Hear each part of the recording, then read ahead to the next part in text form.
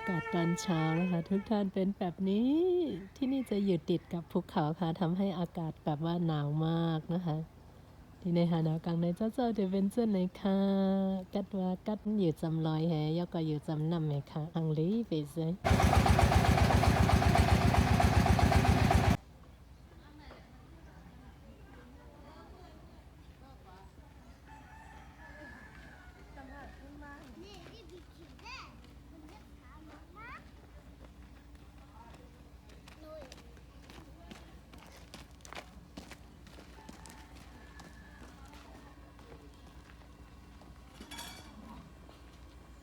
โอเคเจ้าหมาเจ้าสาวไปมาเจ้าสาวทำกว่าฮังเคิงค่ะว่าในเฮาคาเตออนแลนด์ในวันค่ะเดี๋ยวเราจะพาเที่ยวในหมู่บ้านนะคะเพราะว่าเจ้าบ่าวเจ้าสาวยังไม่มาเรามีโอกาสดูนะคะทุกท่านในหมู่บ้านเขาแบบว่าสวยมากในวันเฮาฮังรีเปไซค่ะได้ค่ะลูกได้ค่ะเนาะจำร้อยคือตั้งในดึกมีเมียวเนาะน้ำหลั่นเมียวเปิ่นอ่อยหนูงั้นละได้ซื้อว่าฮือซัวหมวยคหมวยคำหมวยคำอยู่ดีไรำอยู่น้ำข้ามอ่ะอยู่น้ำคำตั้งหมูเซน้ำคำน้ำใจเนาะน้ำคำเมืองคือไหนค่ะวะเนี่ยเปิดน้ำข้ามตั้งคนแดงลองอย่างนะโอเคมาซอยอ่ะเจ้าใส่เบนเต็กก็จะสาววันน่ะเขาก็ยับมาแหล่เฮียงให้น้องพาเที่ยวนะคะจริงๆน้องไม่ใช่คนหมู่บ้านนี้สั่งมากามไทยอ๋อฮังลีแกเนาะมิสัวว่ะมิค่ะท่านที่นี่ข้าวสารเขาก็จะไว้แบบนี้เลยแล้วก็รู้ว่าเป็นแบบนี้นะคะทางนี้คือขโมยอะไรแบบนี้คือไม่ต้องห่วงเลยค่ะตึกเหมือนสาวขนาดไว้นั้นน่ะเหมือนเท้าอ่ะนี่เพื่อนเขาลีฮักนะสวยมากหมู่บ้านนี้นะคะอยู่ติดกับทุ่งนาภูเขาแล้วก็แม่น้ำนะคะทุกท่านที่ในค่ะเนาะเดี๋ยวอยู่จะจำร้อยยก็จำในหน้าค่ะฮังลีนายก็จำนำนี่ค่ะลูกโอ้เฮิรนเขาลีฮักเป็ดไซบ้านเขาแบบว่าน่ารักมากโมชอบบ้านนี้มากเลยตั้งแต่เข้ามาคือสะดุดตากับบ้านนี้มากสวยงามโมชอบมากบ้านแบบนี้เป็นระเบียบเรียบร้อยมากแล้วก็ที่นี่จะปลูกผักทานเองนะคะที่นี่เขาได้ปลูกผักกินฮังก้อยค่ะเนาะแล้วของบ้านบอกว่าให้เราไปถ่ายได้รับอนุญาตแล้วโอ้เพื่อนเฮ็ดถึงเอาค่ะอ๋อเฮ็ดเลย28 ปีเหรอครับ28 ปีแล้วค่ะเนาะทางลีแก้คำว่าคาเกกหนาขึ้นสุดไหนเนะนี่สวยงามย่านถ่ายไหลค่ะเนาะนะครับอยู่กันไรก็ค่ะมี3 กอยครับอ๋อนี่ในบ้านก็จะมีหิ้งพระปกติทั่วไปนี่ก็จะเป็นห้องเก็บของแล้วก็ต่อมานะคะจะเป็นห้องครัวค่ะน่ารักมากทุกท่านโอ้ยชอบดูคิดถึงบ้านเลยที่นี่จะใช้ไฟฟืนนะคะตีในติดใช้ไฟฟืนค่ะเนาะในสึงไฟเป็นเส้นไหนเนาะมีแหลดซองเข้ามาให้หน่อยลิฮักนะต่อมาด้านหลังนะคะ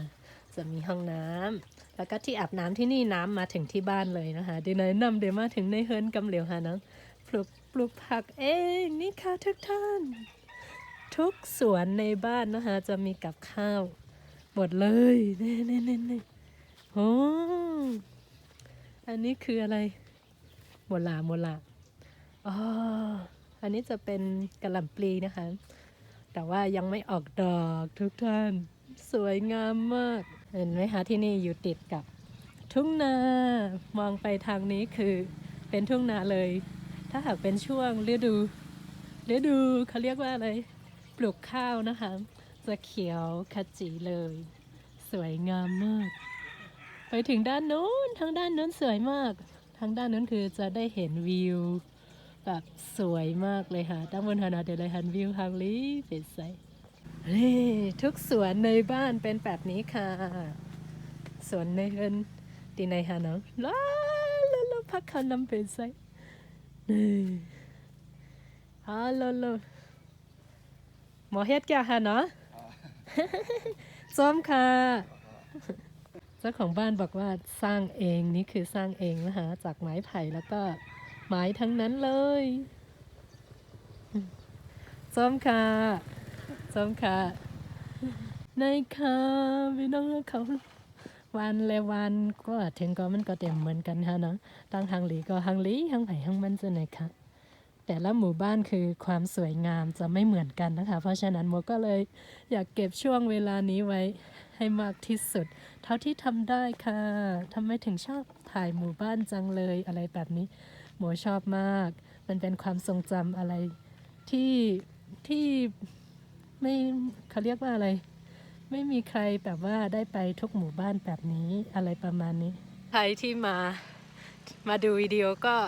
คนที่ไปอยู่ต่างประเทศอะไรแบบนี้อาจจะได้เห็นแล้วก็คิดถึงอะไรประมาณนี้เวลาเห็นวิดีโอแล้ว ถึงหลังเวลาเจอวิดีโอแล้วเขาก็จะดีใจมากโอเคก็กันเลยนะ เนอะมวยค่ำเนี่ยมวยค่ำตีออนแหลในหน้าเนี่ยค่ะวันนี้นี่ก็จะเป็นวิวภายในทุ่งนาค่ะนี่ก็จะเป็นวิวในตรงนาในลอยเคอร์ต่างใส่ลอยเคอร์เนี่ยว่าในอันเขาขามุงหันดีน้ำรันได้จะเป็นที่ไหนค่ะว่าเต้ยแลบสำนักไกลว่าไกลค่ะเนี่ยมาถึงดีแนวก็ต้องไปถึงลอยเคอร์แทนก่อน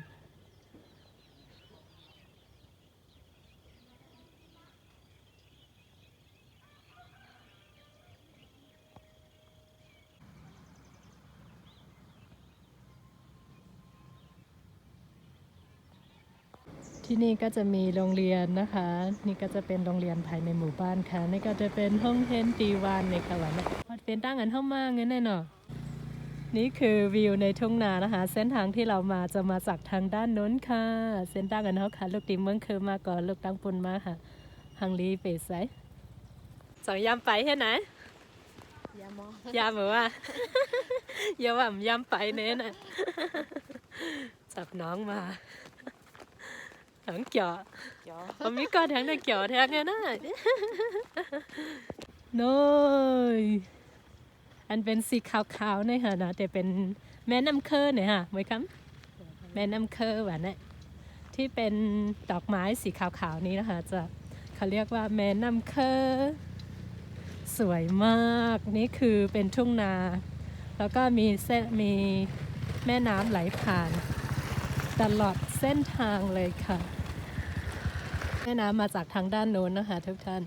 แม่น้ำเดินลูกดังปูนมาหาเนาะยอกอดีกว่าดังในค่ะได้ค่ะลูกแม่น้ำกว่าดังไหลก็หมอกเล่าในกว่าซ้อมตังปูนค่ะในกว่าเทงตังเมืองเคอแต่อยู่ตังปูนเมืองเคอนะคะจะอยู่ทางด้านโน้นสวยงามมากเมื่อวานทางเข้ามาแบบว่าโมกับพี่แสงแบบโอ้ว้าวอะไรแบบนี้พี่หมามาถามมาเมื่อห้านะจ้องห่ำตอบว่าจะเมาที่โอ้ยนาต่ออ๋อโอเคมาแหล่ในตรงหน้าค่ะกำเนิดเดี๋ยวเราจะพามาเที่ยวในทุ่งนาเที่ยวทุ่งนาแบบไม่เบื่อหรืออะไรประมาณนี้เราไม่เบื่อนะคะเราชอบมากถ้าอาบน้ำเขาจะอยู่ตรงนี้ไปดูกันกับได้แต่อาบน้ำเพราะสื่ออาบน้ำสื่อกับอาบตีไรตีเฮิร์นค่ะตีตาค่ะเพราะสื่อเมื่อเฮิร์นน่ะค่ะตั้งเขาได้อาบตีขึ้นอาบตีเฮิร์นเนาะนำมามีนำจะไหนหรอวะมีเนาะทุกท่านถ้าอาบน้ำเขาสวยมากน้อยจะอยู่ในเกมหมอกจะไหนฮัลโหลมาเหมือนคำเขาถ่ายแคบหางวันจะไหนหางลีทนเดี๋ยวเราจะถ่ายรูปให้น้องแบบสวยๆเลยนะคะทุกท่านน้ำไหลผ่านแบบนี้ค่ะเส้นใสมากน้ำไหลไปทางด้านโน้นเลยไหลกับถึงตั้งปูนค่ะเนาะก็เดี๋ยวว่า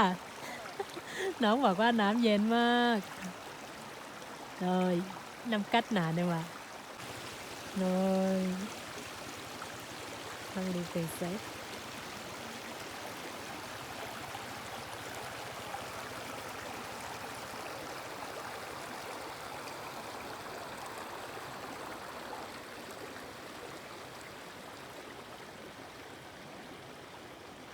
เดี๋ยวอิน เรียวใช่เหรอ เนี่ย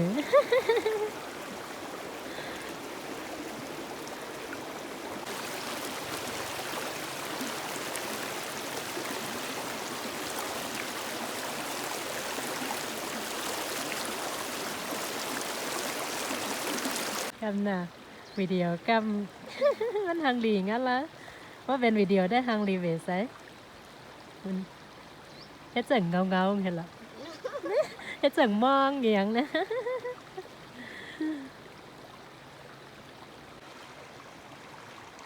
เหมือนจังเขามองเงียง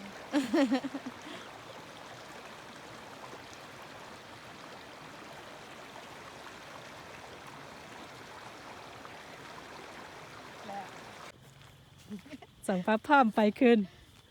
พ่อมอค่ะ พร้อมกับการอะไรพร้อมเนี่ย จริงๆ น้องไม่ใช่คนหมู่บ้านนี้ น้องมาจากอีกหมู่บ้านหนึ่งแต่ว่าเราไม่มีใครพาเที่ยวก็เลยให้น้องมาเที่ยวแน่นาไม่สูงวันกุ้งมงหมจมหับดอนอยู่เนี่ยค่ะว่าสวัสดีบ้านกุ้งมงยินดีต้อนรับนะคะ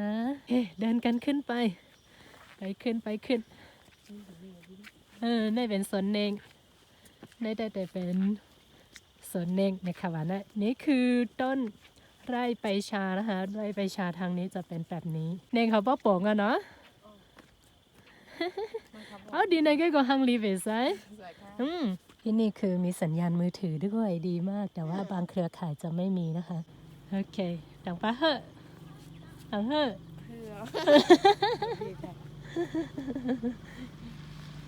เพื่อ ขึ้นเพิ่นได้อ่านกันต้อยห้าหมดอ่ะ ทุกคนแบบว่ามองเราสองคนหมดเลยเพราะว่าเราเดินขึ้นเขาขี่มอไซค์ขึ้นไปขึ้นไปด้วยกันนะคะวิวจะสวยขนาดไหนตรงนี้ยังไม่เคยมาเลยทั้งสองคนเพราะฉะนั้นเราก็เลยไม่รู้ว่าจะไปโผล่ตรงไหนเราเดินขึ้นมายังไม่ไกลเลยนะคะไปขึ้นมาเพราะไกลค่ะเนาะนะตรงนะ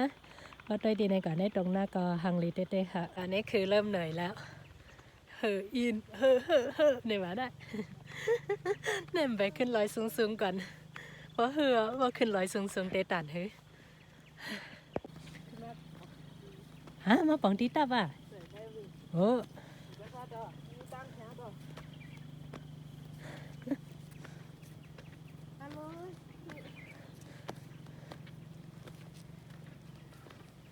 อ๋อโลฮังลีเต้ตรงหน้าด้วยหรือฮังลีเวสไซนี่ฮะเนาะหนาป้อถ้าไปกว่าร่างโค้งได้ไกลว่าไกลได้เลยกัดกะห้ามไปกว่าเนาะ ตอนแรกว่าเราจะเดินไปตรงสะพานตรงนี้นะคะทุกท่านแต่ว่าไกลมากแล้วก็เลยไม่เดินไปกันค่ะไม่สร้างว่าจะไปกับทั้งพูดเนี่ยว่าคำนี้แต่ไปอะฮะอ๋อเนี่ยนะไม่พี่น้องไปขึ้นมานะ เด็กอะไรค่ะ ดีกว่าป้าชองค่ะ อ๋อถ้ามาตั้งในเด็กกับป่องตั้งไรนะถ้ามาไหน ตั้งเลยค่ะไหน ดีนายอ๋อ เราขึ้นกับปองวันเขาไม่ให้ อ๋อโอเค พี่อยู่เวลาคุณพ่อเคยตั้งคุณไปใช่ไหม อ๋อ ตั้งนำจากกี่เนี่ย ใช่ครับ เป็นคุณไปคันวีนั่นนะไหม ใช่อ่ะบ้านแต่ละหลังของที่นี่นะคะที่นี่บ้านทรงไม่ค่อยสูงเท่าไหร่สวยงามมากแล้วก็อยู่แบบโหโมชอบมากเลยค่ะดีในฮังลีนะคะเนาะโอเคกาทั้งไหน จะสั่งใบไม้อยู่ในพี่ ไปมาเยอะ ถ้ากับไปหันเนาะ โอเคยินส้มหมวยคำตีออนแลไปขวัดด้วยใน YouTube นะ อ๋อ ขอบคุณน้องนะคะที่พาเราเที่ยวในหมู่บ้านค่ะขอบคุณจริงๆถ้าไม่งั้นคือเราไม่ได้ไปนะคะโมไปคนเดียวโมก็ไม่กล้ากะก็เร็วก็เต็มฮัดกัดการมีน้องเขาอ่อนเลยค่ะเนาะโอเคบ๊ายบายโอเคค่ะในวิดีโอในก็จะย้อนปอกันได้กันค่ะเนาะในคลิปนี้ก็ขอจบเพียงเท่านี้นะคะทุกท่านเดี๋ยวว่างๆเราจะพาเที่ยวอีกค่ะวันนี้ก็มาทำงานด้วยมาเที่ยวด้วยนะคะได้2 นัดเลยโอเคเจอกันใหม่ในคลิปหน้าค่ะไปซุ้มค่ะสวัสดีค่ะ